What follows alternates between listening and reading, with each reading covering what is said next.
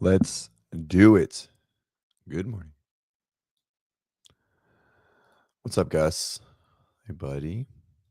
I feel like you haven't been in the show. You don't stay in the show. Are you still in your busy season? Good morning, Aaron. Aaron never fails. All right. It is Tuesday, May 20th. We don't have that much to talk about, but we got a little bit to talk about. Trying to decide the flow. How do you guys like the new thumbnails? I'll work on them a little bit more. I feel like they're going okay. Uh-oh, what just happened? There we go. All right. Good morning, Jeff. Saw Jeffrey. Sorry I was short over the weekend. 2 people. What's happening? I saw Jeff at TFX this weekend. He was in full force judging, crushing it. And sorry I was short with you, buddy. It's always hectic on site. Hard to it's kind of hard to like find balance and socializing and all the things. All right. Good morning, Jody. Good morning, Judy. Jody, Judy. Jody, Judy. Judy, Jody. Jody, Judy. All right. What's up, Tex? All right. So I guess we'll do a couple things. Talk about TFX just a little, and then we'll go from there. So everyone in the mom is talking about TFX and all the things that were good. I thought it was a great event. It was good to see Ben, who I haven't seen in person in I don't know, a while. It's always good to see the Coda team. Coda had like, I don't know, 8 teams there over all of their gyms, which was cool. And yeah, it was good to see all the people. It was good to coach Ben's team. It was a lot of fun. No one listens ever, by the way, which is always fun. Sometimes they listen, but for the most part, my advice goes in one ear and out the other, which is pretty funny. And then it was fun. It was my first time coaching an elite individual. And I've coached at pretty much every level of the sport at this point. I guess an elite individual in person. And so who is Jay Cook? You guys might have seen, he's a Marine. He flies Hueys. He's a helo pilot. And CrossFit did a little piece on him. Well, Carlos did, and CrossFit shared it. If you guys want to go check that out, it's on Instagram. But anyways, and it was his first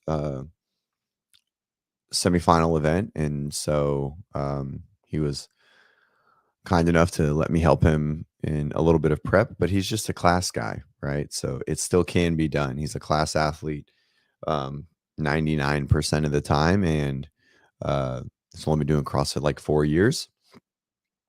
And so it was pretty cool to see him get to that next stage, which was pretty dope. And so hopefully we'll do a little bit more work and get a little more structure to it and take him from, bottom of the leaderboard and to the top. He's super talented. And that was a lot of fun. So good morning, Corey. Oh yeah, Jeffrey did judge Jay. Yeah, just some mistakes, a lot of like jitters and nerves and kind of like a kid in a candy store sort of vibes. You go in, you have a plan, and then something goes wrong, and then something else goes wrong, and then everything just sort of unravels. But overall, I think he did really, really good. And hopefully we'll keep moving forward. All right. Let's see. Lance just got back from class. He says, I ran my first marathon and only marathon on Sunday here in Cleveland. Not bad for 50-year-old dad bod. Congrats, Lance. Marathons are no joke. I ran like 4 miles this weekend and my ankle hurts. One of my athletes qualified for MFC this weekend too. Congrats, Corey, for the qualification. Very nice. Yeah, so TFX overall, I thought it was good. I think the right 4 people are going. We'll talk about that here in a minute. But I, you know, it was on time. Not a lot of judging discrepancies, which is cool. A lot of fun. Um, I think the test was fine. I think there should have been a running event, a longer running event in some capacity. I don't think it would have changed the 4 people that are going. If you just look at the scoreboard, there was just too much separation. So I think the right 4 people are going to the event. We can watch the collapse of Hannah Black uh, on the last event here in a little bit, which was um, mm, I don't want to say predictable, but I'll say I called it. And yeah, that was really cool. It was fun to watch. It was good. I think it was a really good event. How'd you guys like it? How was the stream? I assume everyone here watched it, or most of you watched it. So let me know how the stream was. Carlos did. Oh, that's right. I'm at Dense. Yep. Um, every time I see your picture, all I think of is that Dense bitch. Like all I think of is Chris's like voiceover. I'm sorry for that. But it's so catchy, you know? It just is. It's catchy. And so it it always just like that's like what pops in my head. Um so but Jenny, it was great meeting you. Um and yeah, I watched your update this morning. I thought it was good. Uh yeah, I think it was great, right? I mean, it was one lane, or one I was just gonna say this, Corey. I think Angelo is so I don't know what's the difference between color and play by play, right? Color versus play by play. And so what would you consider Angelo versus um uh Angelo's a color commentator, right? Like that's how you would define it. I'm not like I don't understand the terminology, but Angelo would be technically a color commentator, just like his insights, background information, and drawing from experience, right? Okay, that's I'm reading it, obviously. Okay, so Angelo's there was no play by play, right? Maybe a little bit, but for the most part, Angelo was a color commentator. Um, uh, and I think he's doing a real like we've brought in other people, you know, other athletes or um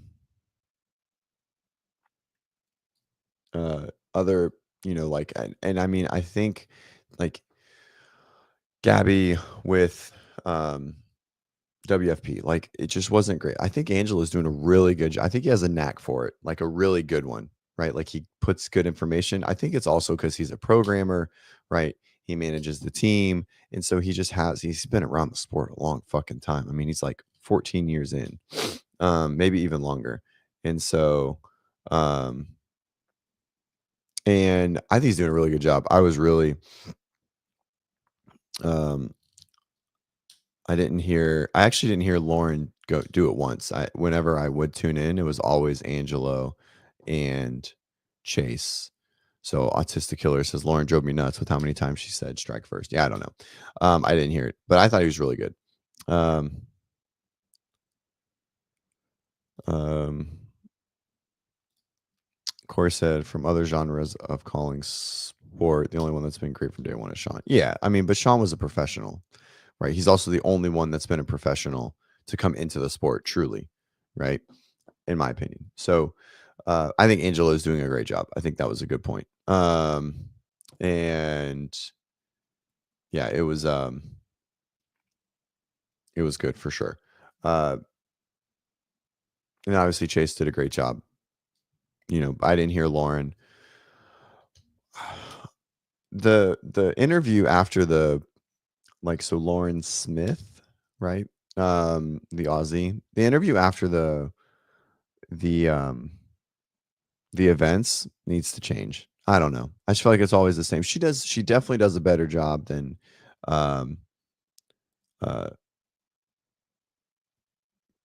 Kiki did, right? But not as good as Mike. I don't know. It's always hard to like figure out what's the right questions to ask. I feel like if you don't know the sport well enough, then uh like I think I don't know. I feel like you try to like find some like something that's like not just superficial, but I feel like it's always really forced. I don't know. And so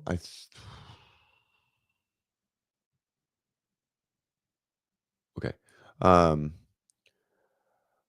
Yeah, I don't know.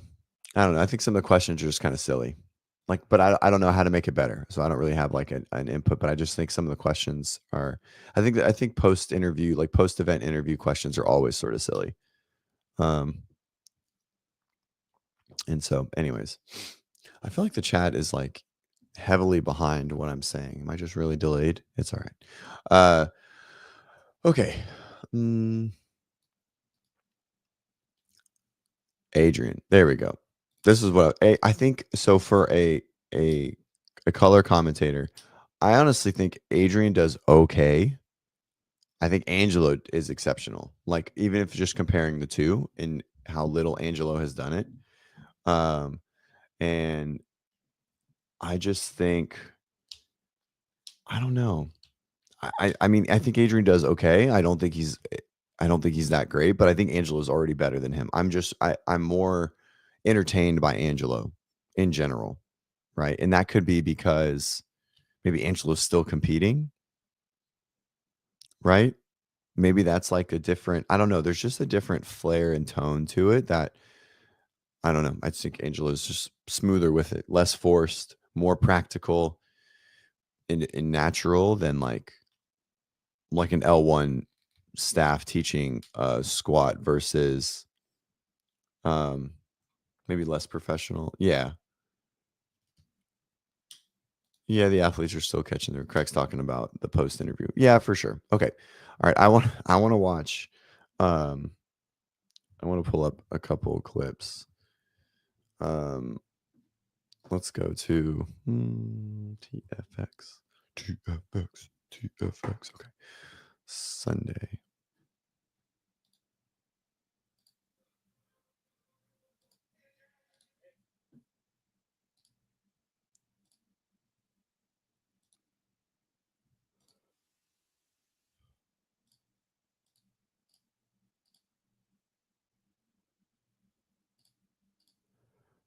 Here we go. All right. I want to go over the collapse of Hannah Black because it was a big one. A big one. Okay. So going into this event, Sydney was up by 3 points. Okay. And if they tied and Hannah didn't win the event, Sydney would have gotten the tiebreaker because she had an event win. Okay. Um, and so Hannah needed to either win the event or beat Sydney by at least 2 spots. Okay. And that was what needed to happen. All right. So let's watch. And this one's going to be 4 time with a 6-minute time cap, a 550-meter run outside. They'll come back in and they'll have 4 cleans of 155. So music this weekend sucked, but the dumbest event name. They didn't even play the song. Like if you're going to, well, we're in Oklahoma for one. You're in Houston, you're in Texas, so you get it. But this is a pretty popular song. Maybe not currently. It's probably on the down now. But they didn't even play the song. Like they should have played the song if you were going to name it that. So anyways. 3 cleans at. All right, so 155, 185, 215. 185, okay. 2 cleans at 215 to finish up.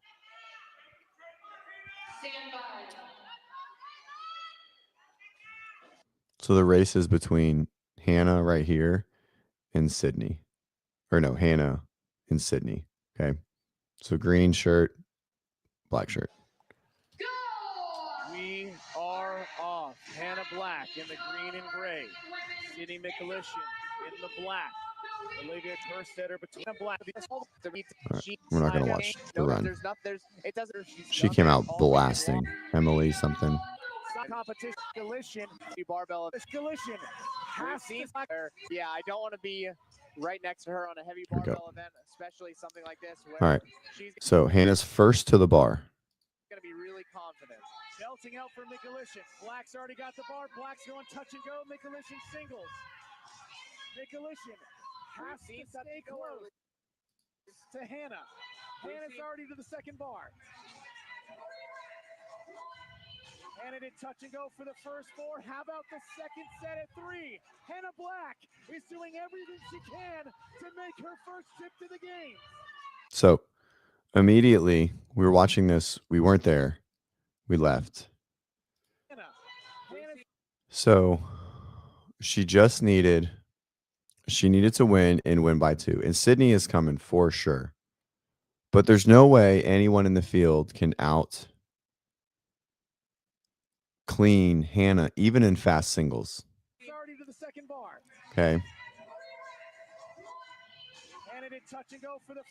So as soon as she touch and go this bar, we're sitting at our house, and I was like, that was a bad idea. And everyone in the house told me, well, it looks like it's working out for her so far. And I was like, well,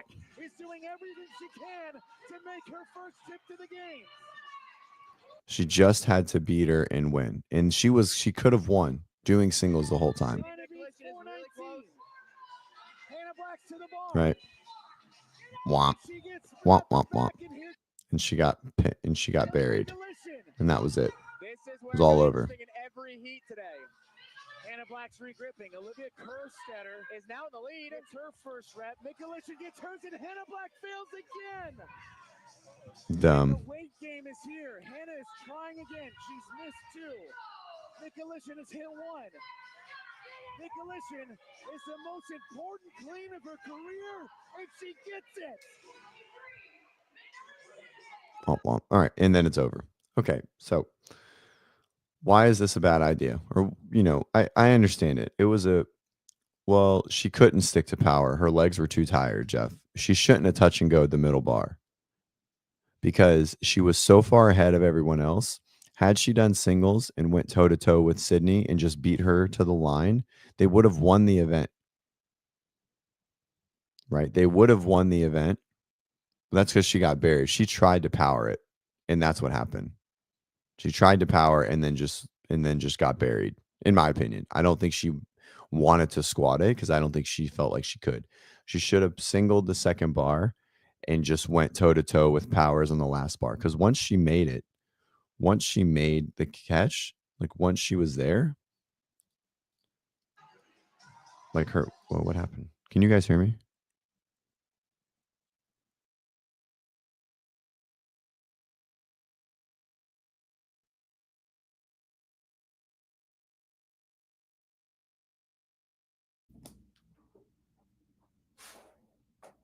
Hello?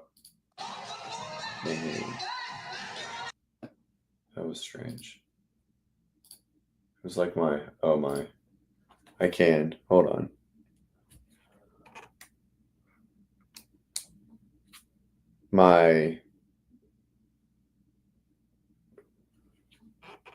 Yeah, you did lose my mic. I heard it go too. Online.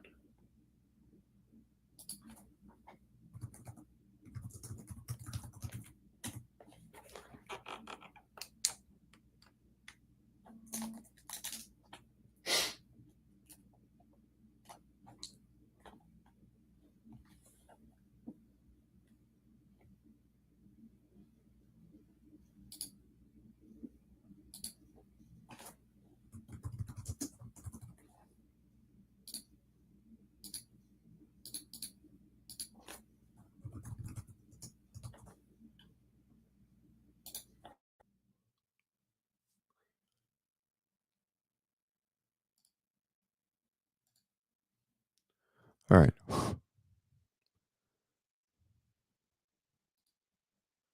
right. Am I back? There we go. I think I'm back.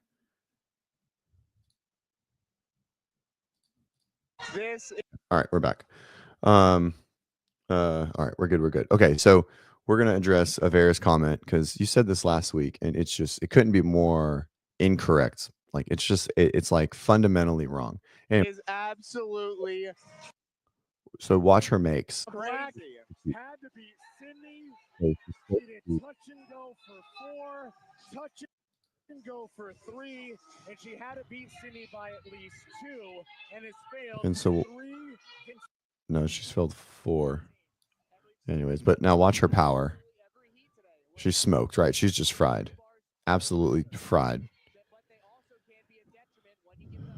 Oh, and then they pulled away. She got buried again. Right, so she misses 5 in a row as the strongest athlete in the field. And then look at that power. So she just had no legs, right? She didn't try and squat. She had no legs. And then the 2 she makes are impeccable. So she hammers that, easy peasy. Had she got there fresh, shut the fuck up, Avera. You're so fundamentally wrong. She's fried because her technique is you're wrong. I'm gonna boot you, and I'm gonna you're fucking like, dude. Here we go.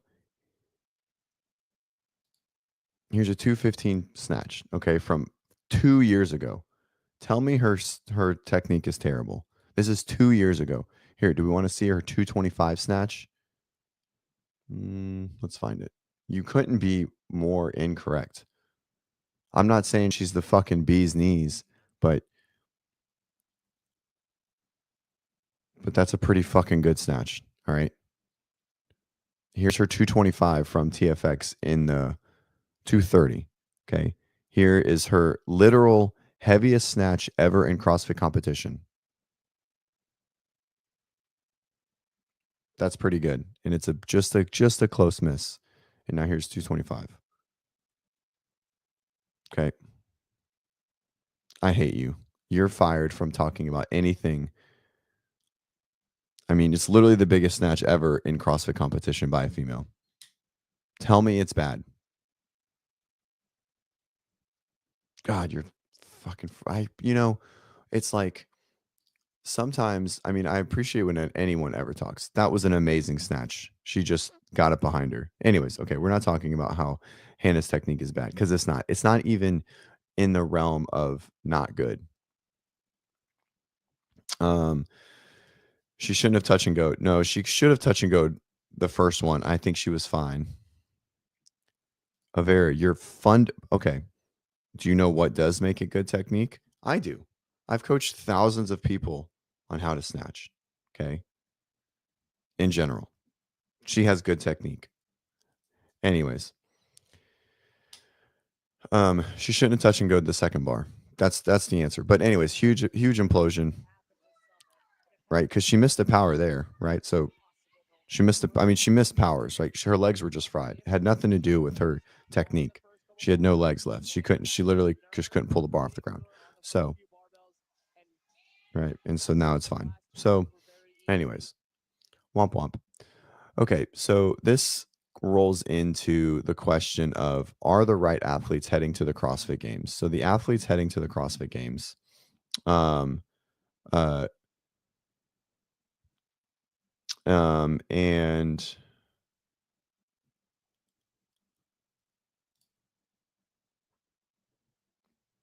she had no legs. Exactly. That's funny.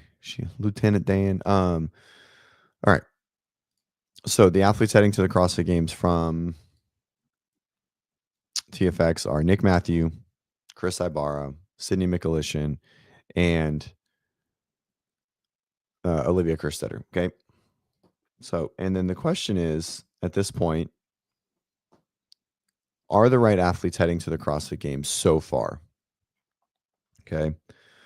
So I had this topic that I wanted to talk about last night, and Grant or Keeping It Real made a video this morning. So it sort of fits. If you haven't watched it, you can go. You got some behind the scenes on Bill Leahy and Olivia Kerstetter because he thought they would win. Bill just can't get out of his own way. Seems to always make a mistake. It sort of seems like his fitness isn't up to par. And so Grant commented at 1 a.m. Um, and and said this. So no, they aren't. So talking about the right athletes. I just edited a video, schedule the right people made it from the competition, but we're not sending the 30 fittest.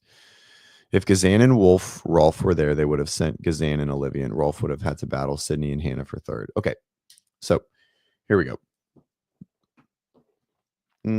One, I don't think that's true. To say that we're not sending the right 30. So the premise is that the wrong two are going, that Sydney shouldn't be going, right? Now let's just look. And I don't know if I'm right or wrong, so we're going to wing it.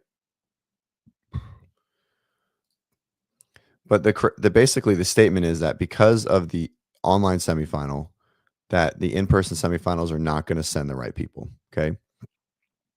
All right. So we're going to share this. Here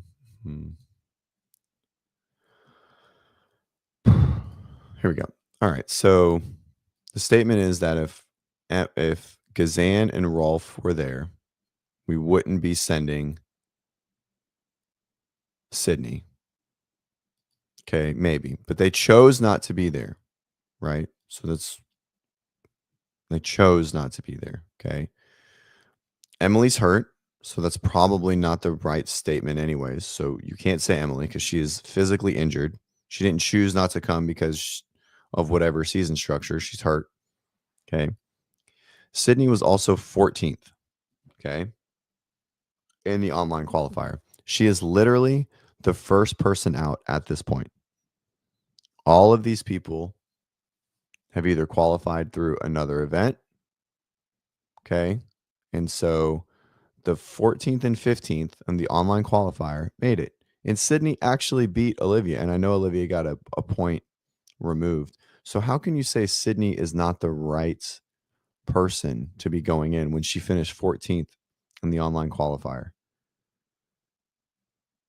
Jennifer Muir was in the challenger division at WFP and she finished 11th. Okay. So, and if I remember correctly, Lucy got it through. So it goes to Jennifer and I think Caroline Stanley, maybe. I can't remember who's qualified through this through French. Who did French Throwdown send?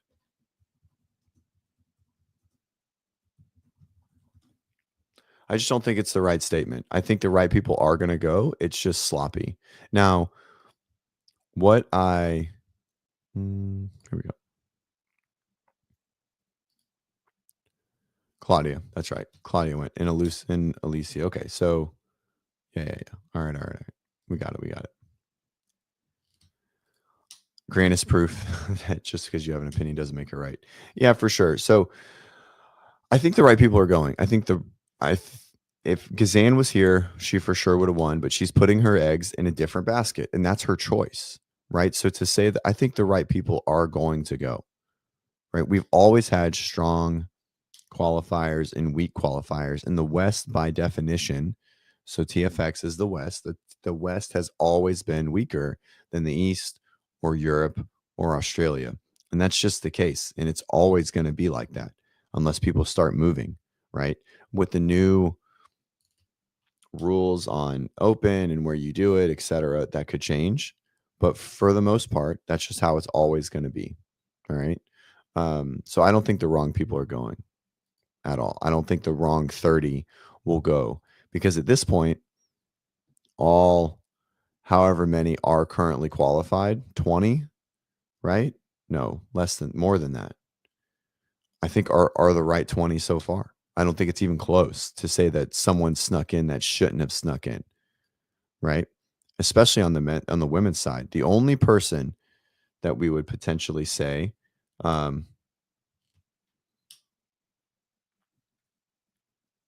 would be like this Soraya Meha. But I mean, she looked amazing on this, right? Like it's cool that we get to see the videos now because now you can know. Okay. And so for those that don't, that are, like, oh, it's an online thing, guys, when you get to see everyone's video, you really get to learn about them as an athlete. Okay. And This girl is pretty impressive. She looked great. She pushed the needle. Transitions were good. Like her professionalism in the workouts was really good. She made good decisions. She took good risks. All of the things, right? And she didn't finish. She didn't have one placing out of 10th. That's bonkers. That's crazy.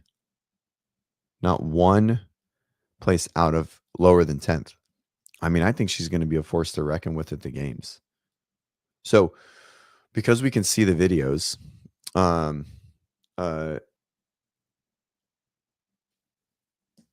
and so I think it changes a lot of like the opinion of the online footprint, but I think the right people are going, right? If you choose to go, I think the right 30, Natty, yeah, I mean, I don't know. If she's that's funny. Jeremy says Natty or not. If you look, I think Hiller did a video on it, but or maybe he just was talking on Savon, but um if you look at her profile, I mean, she's been kind of strong and pretty shredded for like 2 to 4 years. Like pretty much all of her pictures, right? She came from a model and then was like immediately pretty shredded, right? And kind of strong. Just not a lot of good decisions. I think her like power endurance was pretty terrible. And so she's just progressively become more and more aerobic over the years is what it seems like. Yeah, 97-year-old bronze. So Corey says, I think it's bananas to assume the wrong people are in. When you're in. And the story, if Luke Parker was good enough, he'd have smashed the frog throw down. He didn't. 97-year-old Braun did. Yeah, and and you can say, oh, it's a programming thing. Now, do I think running should be tested? For sure, right? Had the first workout of the French throwdown been with anything of a run instead of just machines, which Braun is pretty good at because of his power, he wouldn't be here. But so is the point of the workouts. We will always have athletes that will rely on programming wins and programming tendencies to qualify. Not everyone will be, like Alexis Raptis, Ariel Lowen, et cetera, et cetera, et cetera.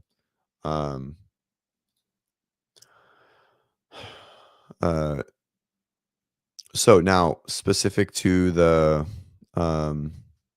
men, right? I think Nick in 18th still shows that he was very close. This is Nick in 18th is just, a few reps here and a few reps there. And so he had 110 points. He gets, what was this workout? The row, right? And so I think every 10 was,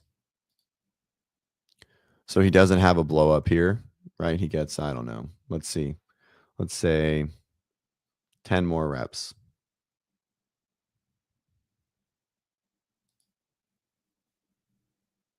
All right. So 740, 730, right? 200 meters. So 30 seconds, better. And he makes it right by pretty clean in. So it's all really close. I don't think that, I don't think that the wrong people are in so far. So I disagree with Grant. And I think so far it's the right call. Now, do I think Elisa Fuliano should probably be heading to the CrossFit Games? 100%. Do I think she's probably kicking herself from not? I don't know. Does anyone know what the payouts were for Wadlands and French Throwdown? Were there payouts? There had to be payouts.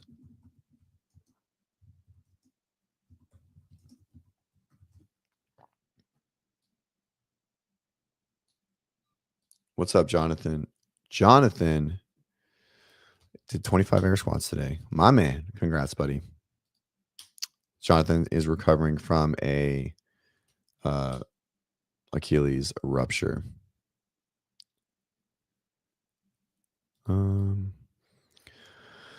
So here we go. So Wadlands paid out $3,000. Let's see what French Throwdown paid out.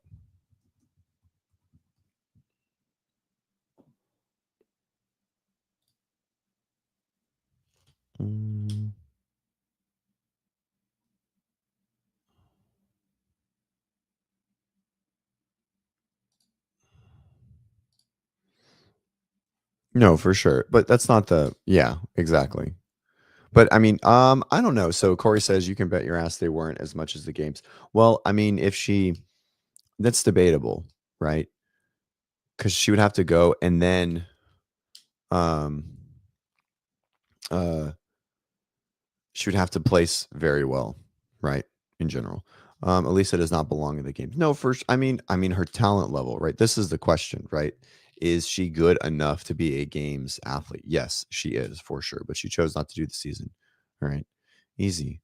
Very, did you wake up on the fucking wrong side of the nursing home today? What the fuck? You're spicy. So anyways, here we go. What is this from?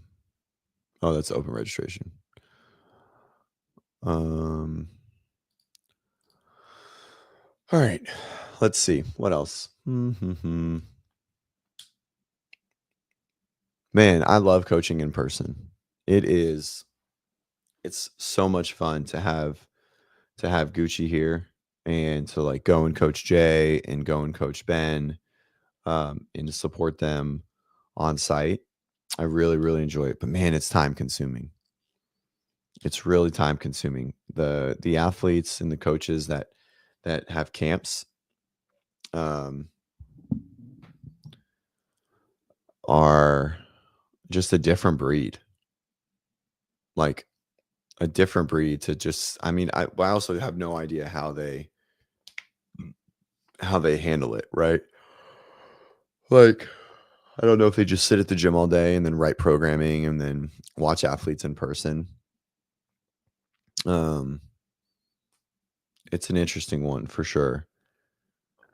It's an interesting dynamic. Oh, and I've also found out recently that coaches, let me get everyone's take on this. So the way coaching works um is athletes pay you monthly, you write programming for them. Okay. Let's just hypothetically say that we charge $300. Okay. We don't. We charge more. Um,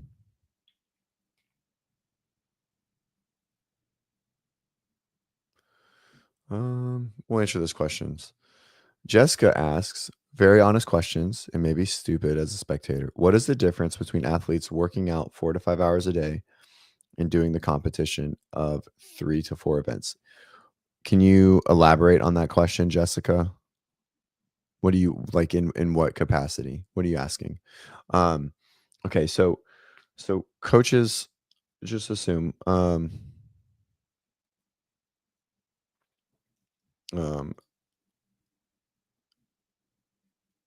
big things happened. Natalie says big things happened yesterday. Learned to string 3 bar muscle ups. Let's go.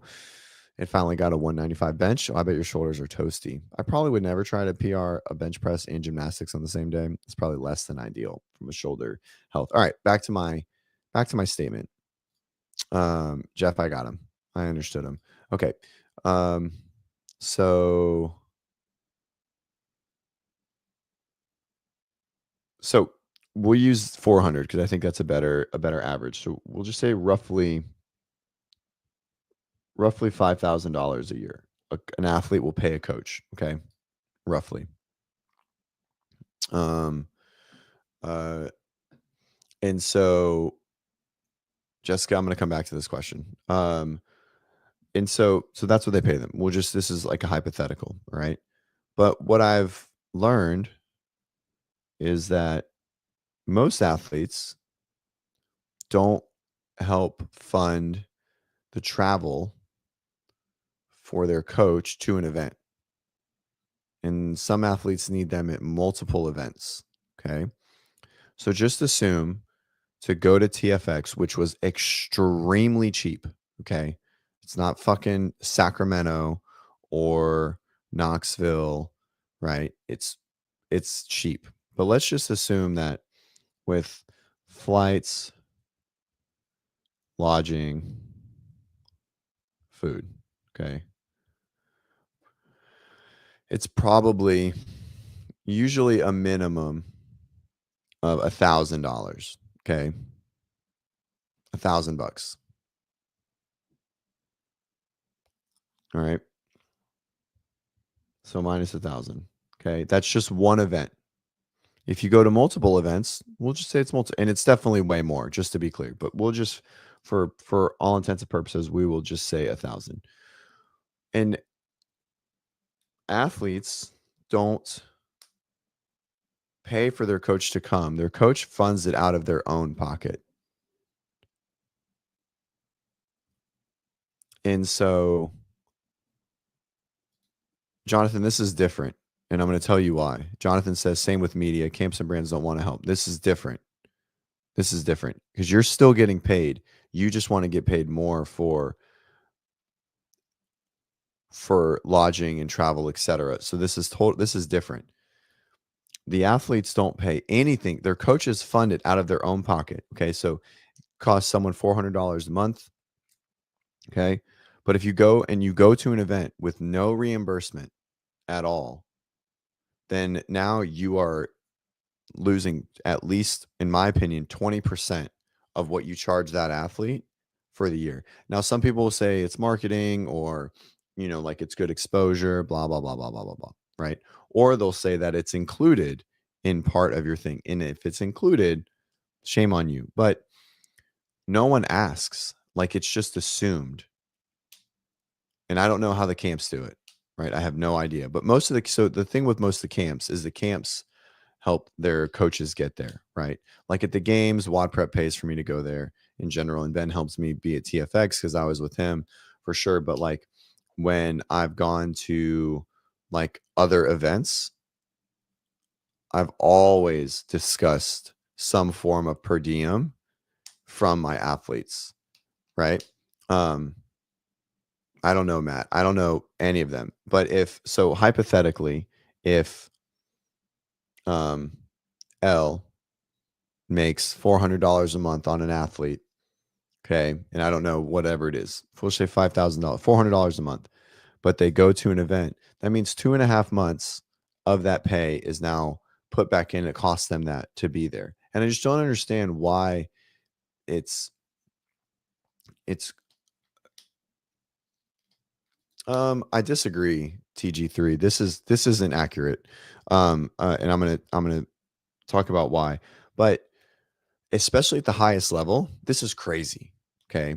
Now, there should always be some form of in-person change. Okay. So TG3 says, I don't know your name. Some people are okay with being poor. It ruins the market for everyone else. There's an excess of coaches and a small demand. That's not true. There is not an excess of coaches and small demand. There is an excess of coaches and small demand at the highest level because there's not that many high-level athletes, but that's not true. Okay. So there's plenty of athletes. Not all of them are going to be on TV, but there are plenty of athletes. There are more athletes than there are coaches to coach the athletes, without a doubt. I'm in this. I talk to athletes all the time, right? It's just like any type of product, right? At the highest level, yes, that's the case, right? There's a lot of coaches and not that many high-level athletes, okay? But and so yes, 100% athletes willing to pay, without a doubt. Now, I don't know. We have, I make a living on one-on-one coaching. See, Jeff, I make a living on one-on-one coaching. Okay. And, um, and so there are plenty of athletes out there, right? A lot of them don't understand what one-on-one coaching is, but there are plenty of people that will pay. Not all of them look like fucking, Tia Claire Toomey, and some of them are 70. I signed up 2 athletes yesterday. One was 25 and finished like 40,000th in the open. And then the other one was 70 and going to the CrossFit games. Okay. And so there are plenty of athletes out there, right? You just have to sell it to them. But anyways, um, uh, so, uh, but the first part of your statement was some people are okay being poor. Um, um, no, I'm talking about any athletes. So feel like we're conflating. Were you talking about the highest level? I'm talking about any athletes. Like it was specifically to the highest level in that example, but this is all athletes and all coaches traveling to coach athletes, right? Like in any type of concept, like it could be Wadapalooza, a local comp, whatever. If your athlete wants you at the event, okay. So sorry about that. This is just any coach traveling to coach an athlete in person, okay. Any athlete coaching an athlete in person, and that athlete is asking you to go. This is for weightlifting too, right? So, weightlifting too. This is any type, and this doesn't happen in the weightlifting world either. Is these athletes aren't being required to support the coach in paying, and so by definition, they're now paying less. So if you were paying $400 a month, okay, and then your coach comes to an event for you, they pay $1,000, you didn't help them at all, then they've put their time, they've left their family, they've traveled, they've spent money out of their own pocket, and now you've really only paid them $300 a month, right? And that goes down really drastically, right? So it just is, I don't know, it's just a weird thing. Um, a weird thing for it not to be common practice, or at least in some capacity, right? Um, like it's just bonkers to me. Like, you know, there are times that I've funded my way for sure, you know, um,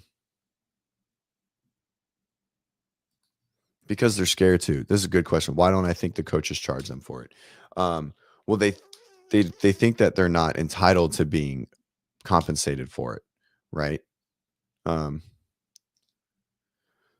uh, so I've talked to coaches before, and because it's the market. The no, I know there is a market condition. It's just what is assumed. Now that doesn't mean it's right, right? But coaches, everyone that I've talked to that's traveled for that does coaching professionally has never considered charging athletes. Has never considered charging their athletes to go in person, which is crazy to me. Which is absolutely crazy, and that's because of their love of the sport. They feel that being at a competition is like a vacation for them, right? And it's an experience and all of those things, which is totally cool. But at some point, still has to be there, right? And I'm not saying that I charge $1,000 for every time that I go somewhere, but of all the times that I've traveled, right?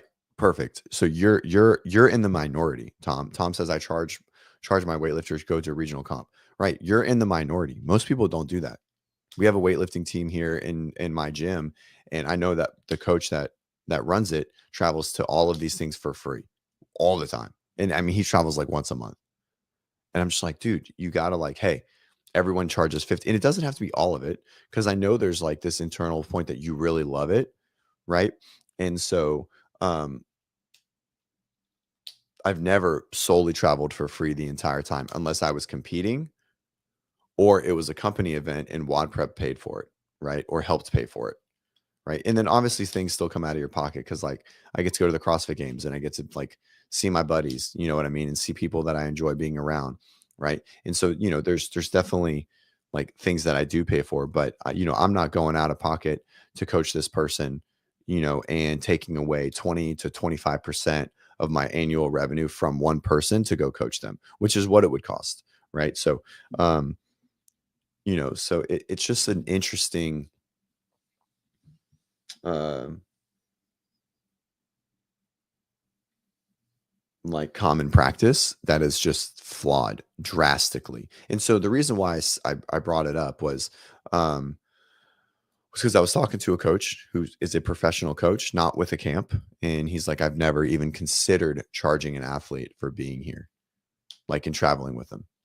And it blew my mind because I felt like this person would be someone who 100% would have a fee structure for going in person. And it doesn't have to be a lot. I'm not saying that the athlete has to pay you the whole $1,000, right? because I know me being at TFX right there, and this is not a bad example because, WODprep supported me to go. I mean, obviously I still paid for some things out of pocket, but, you know, uh, like it's good exposure. You can meet new people, you can network, etc. And so, anyways, so Jonathan says, "Do you think if the athlete podiums or gets money, this is at some point you're coaching? So, like, just say you charge $400 a month, okay? Um, if your athlete goes from not making any money to making six figures competing and stuff, I think the coach should be on a percentage at that point anyways. I think percentage is very important, and I think that's the way to go for high level athletes, because especially if you're coaching in person, guys, it's if you're coaching in person, just think of personal training, okay? So let's bump it up, right? So um uh the most in the space is it was great to chat with them, Jody. Yeah, it was for sure. At least you got perspective from another coach. Um, most in the space is $500. Okay, so that's $6,000 a year. Okay, that's $500 a month for remote coaching. Okay, um, and if you're coaching that person in person, that means you're probably spending 10 hours a week with them at least. Maybe not like standing over them 2 hours a session, right? Let's just assume at least 1 hour a day. Okay. Average personal training is probably 75 bucks, right? So just at the 1 hour a day in person for personal training, that's $1,000 a month. So that's already double. That's not even including that you're writing all of their other training and then you're giving them 1 hour a day of your time. Personal training is about $75 an hour. It's more some places and less some places, but we'll just say it's 75. Um, Aver, this is wrong. This is, again, bad take. Aver says, I think you need to differentiate pro from the majority of athletes, clients who do not make any money. It doesn't fucking matter. If someone wants me to come to their events and they think that they have this right to just say, hey, I want you to come, and then I have to pay for all of it. If I charge $400 a month, but I have to go to this event, I now only charge $300 a month because I've spent 25% of my yearly revenue to go coach this person. It has nothing to do with how much money they make. 98% of the athletes that I coach don't make any money from CrossFit. But when I travel, my athletes will pay. So, I don't have kids to go, and that's not that's their choice. Again, this is the sentiment. That's their choice. And yes, for sure. Do you cover your travel expenses? Right, exactly. Do you cover your travel expenses for kids, travel leagues? Jonathan says I do, and then Judy just says that happens. It's spidered into the fees, right? So, yes, the answer is yes, they do. It's spidered into the fees. The coaches get paid and get that covered. Avera just came out swinging today. I appreciate what it is. It has nothing to do with pro versus not pro, right? It has to do with the coaches. So this is my question, and this is where I'm getting with it, Natalie. So do the coaches not make money from the camps, right? So like if you are like a coach that has multiple semifinal level athletes that are competing at Syndicate and TFX and NorCal, um, and like you could spend thousands of dollars in travel for the year. And I mean, basically net like, so when we went to the CrossFit games, okay, and I saw this from a gym that I was working with early, okay, I watched them be members of the gym. get a team or individuals to go to the games. This is like 15, 16. And it was in California, and you had to go there for like 9 days. And so, unlike a weekend comp, let's assume that now we're doing the games, and you've coached this athlete all year. They made it to the cross, and this could be a masters too. It doesn't matter who it is, irrelevant. You made $5,000 off this athlete. That's how much they paid you for the year. Okay. And so you had to go to Carson. You have to be there from Monday to Monday. That's 7 days at roughly $200 to $300 a night of wherever you're staying, right?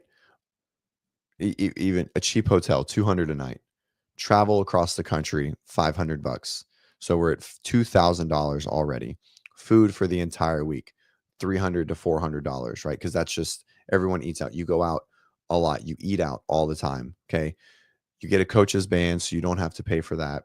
All right. We'll just say we're at $2,500. Okay. Just for the games, this athlete, you've now made $2,500 for the entire year. That's $200 a month of coaching because you wanted to go coach that athlete. And I'm not saying that you have to spend that much money and you can't Airbnb and you can't split costs and you can't make it cheaper. But if you're not getting any reimbursement, that's some crazy shit. That's insane. And so, Tom, he said, fundamentally, it's an issue of seeing coaching as a real job or not. 100%. And people don't. But anyways, I think it's changing. But um, so we don't really know, Kevin. I've always what the like of Adam, Matt, et cetera, get paid. I think they do a percentage, right? And so I think that's a percentage of their winnings, from what I've heard. And so so I don't think they get a monthly, they just get a percentage. And that makes sense to me, right? And so that's totally different. So assuming Matt Torres gets a percentage of James Sprague, well, now we're talking 10% or 15% or 20% or whatever it is. Well, James won the CrossFit Games last year, so Matt got paid $30,000 or $50,000.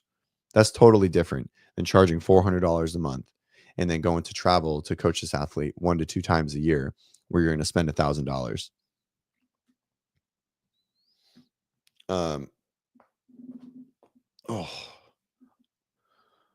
So, anyways, I think it's expensive, right? And it's money loss. And so it was just an interesting thing to me. And I've known this over the years. I just thought it had changed. But I really wonder what the camps do. Like L is a great example because he coaches athletes at every event. I see him everywhere. He's not the owner of Brute. So I know the money doesn't go directly to him and he gets paid. So I'm assuming that Brute pays for his travel. That would be my guess. I hope that's what happens. Okay. All right. L is a big man. Yeah, moral of the story, coach athletes who win the games. Exactly. Kevin said that's fuck all when you think of the hours. Exactly. That's what I'm trying to say. And so coming back to the personal training thing, if you're coaching high level athletes and you have a camp in, did my thing just get, did I just lose my mic again? No. If you're coaching in person an hour a day, just an hour a day, 5 days a week. Okay. That's 20 hours a month. Okay. Plus probably the 2 hours or the hour, however long it takes you to program, the communication, the outside communication, etc. If you're coaching a person in person and you're not charging them more than their normal remote cost, I think that's another miss. I just don't understand. It's just such an interesting concept of like charging the same fully remote or remote and in person. Like it's way more time demanding on you. But again, I think that comes back to like, you know, and this came from like, I love coaching in person, but it just doesn't make any sense to me that that would be the same contract agreement, right? Like if someone ended up moving to Pensacola and training here and I was expected to be there with them for a large portion of their training, it would be way more than my normal monthly cost. right? Like it just would.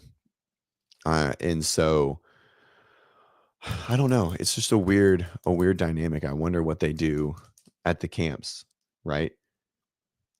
But like at Mayhem, there's 50 athletes there paying Mayhem to train there. And I assume Mayhem pays an hourly for the coaches to be on. I don't know. It's interesting to me. Or the coaches just really like what they do and they're sacrificing it. But if I could be with my family or travel and make the same amount of money than coaching in person, is that really what I would want to do to like give away my time that much? Um, Gus, you're a fuck. So after all this, you won't even try my programming. So no. Am I going to do your programming for free? Absolutely not. They bone each other. That's probably true. Um,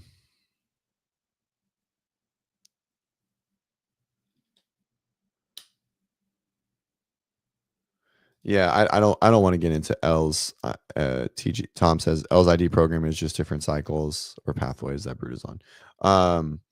I don't want to get into L's, I don't know, right? I don't know anything about that. So I'm not going to dig into that. If anyone is charging for individualized coaching and you're not individualizing training, then you shouldn't charge for that. It should be a different fee. I'm not saying it's wrong, right? I'm not saying it's a wrong thing to do in general. Like I totally am on board with like a hybrid like track design with slight modifications, but you shouldn't charge the same for that as you do for individualization. Like it's a different product, right? Or you just should just you can charge the same if someone's going to pay. You can charge whatever you want, but you should just explain it. Don't call it ID, don't call it individual design if it's not individual design, if it's template programming with adjustments, right? So you can call it like hybrid design, whatever the fuck you want to call it, but it's not ID. Don't call it ID. Don't say you have 50 athletes when that you write for when 40 of them have the exact same programming, right? So, I don't know if that's what L does or not. And Grant, fuck you because you're scared of Taylor. One thing that I am not in this entire space is scared of anyone ever, right? I like listening to Taylor. I have nothing against him, but I'm certainly not fucking scared of him. Um, and so, anyways, you said you're scared of Taylor. Oh, Gus can be scared of Taylor. I'm not scared. Anyways, I'm not scared. Fucking dumb. Welcome back, dumb. Ice Cube from 22 Jump Street. We watched it over the weekend. Such a good movie. We talked a little bit about the Coda teams. Kevin, yeah, they had like 8. They have like 5 gyms in Oklahoma and 1 in Denver, and so they had 2.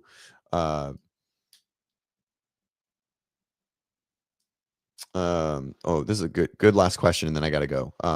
Kevin, yes, it was cool seeing the Coda teams there. I only know the Coda Iron View, so Coda Iron View, and then Coda Iron View Z team, and um, uh, so that's I don't know any of the other Coda teams, even though there's a lot of them. Do I think using AI to write programming is fair play? Um,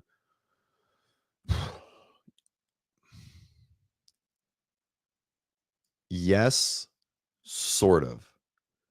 I think using AI to support writing programming is totally fine, right? Like, especially if you're in a slump or you just like are struggling for like creativity, right? I have a fitness AI. Like I have embedded the L1, tons and tons and tons of CrossFit programming articles, all of the CCP from OPEX, like training think tank handouts, like Conquer handouts. Like I've put in a ton of information into an AI. And when I'm having a shitty day and I need to like, you know, I can't figure something out, I'll definitely like, hey, AI, write me something like this.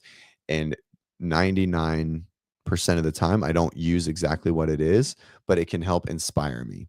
Right. Um, and so I think using AI to support um, writing is good. I think I haven't so like Coach RX, the other platform uses AI to write. I haven't used it. I don't know how intense it is. Um, uh, yeah, exactly. So Right. No, I think if you're just like taking a final product from AI, here, let's see.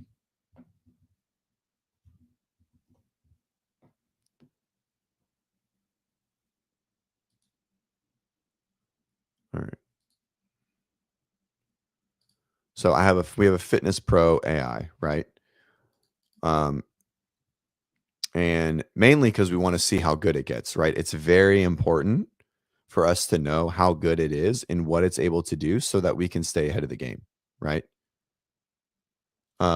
And so uh Kevin, so Hiller got that. So when you just this isn't Chat GPT, this is our own thing that so this whole thing is learned by programming, right? So let's see. So it's like um write a 3-day CrossFit games training program.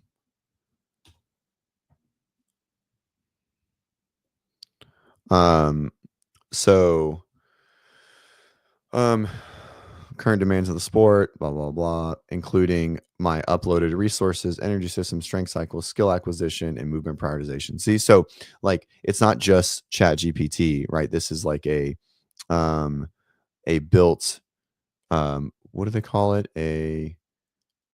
It's called a chat. I don't know. I don't know what overprogram means. Probably like it was just really hard, right? And so here's our warm up. Here's some Olympic weightlifting. So we have some like snatch work, and so here's some CP battery burner. I don't think this would be CP work. It depends on which one it's looking at. There's not a barbell work. Rest 5 minutes. This is CP. So this is probably pretty low, right? No, I'm not going to share it. Actually, don't. It's not shareable.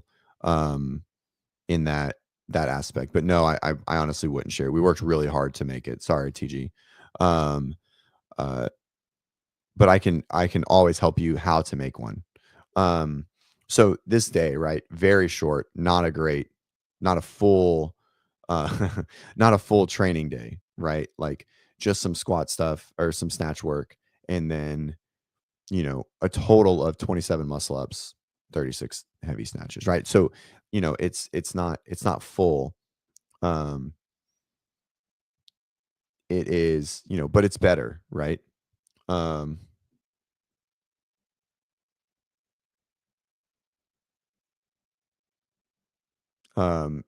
it's better than the norm of like if you just threw it into Chat GPT, but it's still very lacking, right?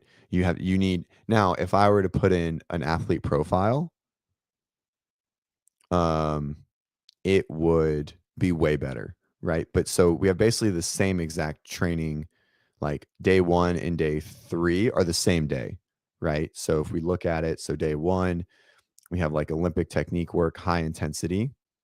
Um, and day 2 is an aerobic day, just aerobic and strict gymnastic skills, which is good balance. And then it's back into a high effort or a high intensity lifting and then more CP work, right? So not super balanced, but for the most part better than if I just were to throw it into Chat GPT, which we haven't taught at all, right? I also didn't give it any parameters at all, right? Um, so if I were to really dig into it and I really wanted, it would be like write a 3-day program for an athlete who is struggles with running, that's training for the CrossFit Games, that struggles with running. The session needs to be split into two-hour sessions each day. With just conditioning in one and lifting and conditioning in the other, blah, blah, blah, blah, blah, blah, blah, blah, blah, right? And so you could basically, the longer the prompt is, the better it gets. And so to answer the question, do I think it's bad? No. Uh, uh, from like a baseline perspective, do I think it's bad to like, if I were just to like copy and paste this and throw it into my athlete's program? 100% you suck, because it's for sure not right for the athlete either, right? There's so much nuance in CrossFit programming that it is the AI could do it for sure, but it would be a lot. It would be tough. But it's getting better and you can teach it pretty well, right? So anyways, um Okay, good question. Thanks, Gus. I think you asked that. That was a really cool question. But yeah, like especially for my GPP athletes, like not I don't really ever use it for like CrossFit. Sometimes I'll be like, hey, I need 3 workouts with these 2 movements paired together just for inspiration. Like, like I need let's see, like write 3 separate style workouts using double unders, burpees, and muscle ups. I need inspiration for a workout design. Right. And so sometimes I'll do something like this.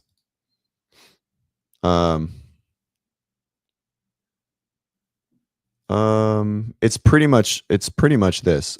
We have some journal articles in here. Tom, what's the difference between this and training chat? It's very similar. We just have more, we put more stuff in there than just CCP, but CCP is in there. Um, uh, um, like basically every free thing that I've found. We haven't put any like nutrition and stuff in there. And I haven't really um, done much more like article stuff. Like the article, like I've done some article programming, but not a ton. I've more of like the structured stuff from like I think I have a couple books in there as well, like strength and conditioning principle books, like like aerobic training, cardiovascular training books and things like that too. Okay, so here's like another one. So we have like 30, 10, 5, which isn't much of a workout. Then we have an EMOM of perfect, right? So like immediately I'm like, oh, I like this like same minute EMOM. And so basically I would probably take something like this. Um uh I would probably take something like, oh, I like this capacity. I don't want an AMRAP. Or I like this chipper. Oh, this is a good chipper, right? And so like that's what I would look at, and then I would make the modifications. Oh, I like this like descending rep scheme chipper. Oh, that works well. Or I like this EMOM of like same minute burpee muscle up. Now let me write it for my athlete, right? So yeah, exactly, right, and so it also doesn't do like your normal, gymnastics, like or your normal rep scheme stuff, right? So anyways, I think it can be beneficial, for some inspiration, right? No different than, like, looking through a book that we have as far as, like, one of the books behind me, right? Like, there's a lot of, like, programming books, stuff, and like especially down here that I have stuff from like in the strength and conditioning world. So it's the same thing there. You just put it all into one place and it kind of spits out something based on your prompt, right? So I think it can be beneficial. I think it will for sure. People will rely on it and they will get less and less and less effective at their job over time, right? Um, I actually don't know if it would do. Like, the journal's pretty random. The journal also can contradict itself at times. Um, but I mean, it would just take time. But I bet Sousa's done that. I bet Sousa's put the journal inside of AI in some capacity. Um, um, so yeah, I mean, I don't think it would where CrossFit is now from a like a high level programming standpoint. I don't think the journal is like as applicable as it is to like fixing the world's most vexing problem or class design or like a GPP CrossFit approach, right? Just in general. But I don't also have a very deep journal knowledge. Um, so um, anyways, all right, I got to dip. We got some training. I'm going to train Gucci in person. So anywho, thank you guys for being here. That show was kind of slow and then it sort of picked up. That was fun. I should probably change the let's see, coaching in a semifinal, TFX recap. Let's go with maybe like using AI for programming. There we go. Save.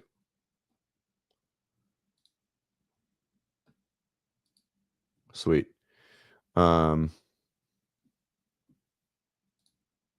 Exactly. Gus, I'll coach you for $800 a month. Yep. Later.